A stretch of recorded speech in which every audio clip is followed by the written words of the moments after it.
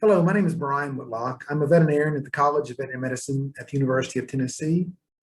And I am doing this project along with Allison Renwick, a graduate student in the Comparative and Experimental Medicine group within the UTCVM, Bhavya Sharma, a chemistry professor here on campus, and Dr. Jay Daniel, a faculty member in the Animal Science Department at Berry College in Rome, Georgia.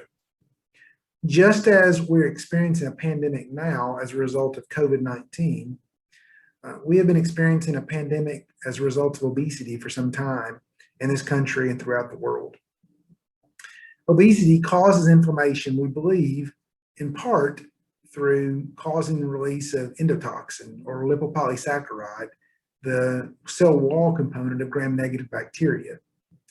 And that ultimately causes animals and humans to have reduced hormones associated with reproduction, luteinizing hormone, from the pituitary to have effects on the gonads, whether that be the ovary or the testicle, to have negative effects on the formation of gametes, ovulation, formation of sperm, and the production of steroids that feed back to the brain and the hypothalamus.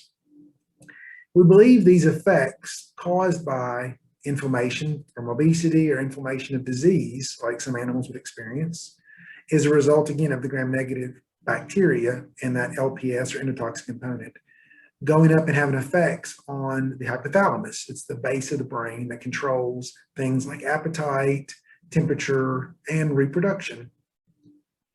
In this study, we'll be giving sheep different doses of endotoxin over a week via different routes to try to determine a best model for chronic induction of inflammation in animals, to understand it better in the animals and in people.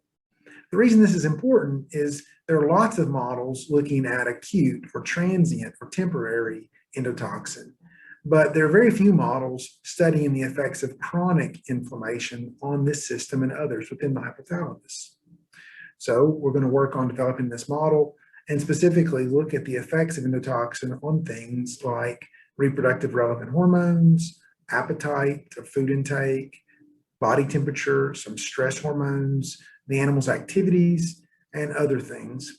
At the end, we'll be collecting the brains of these animals and fixing that brain tissue and then staining it with different antibodies to detect things like kisspeptin-neurokinin, beta, and dynorphin to look at the long-term effects of inflammation on the central regulator of the reproductive axis in sheep. The ultimate goal of this research is to then take this chronic model of inflammation that we work out for this study and then apply it for future studies so we can better understand how inflammation impacts mammalian hypothalamic reproductive axis. Thank you.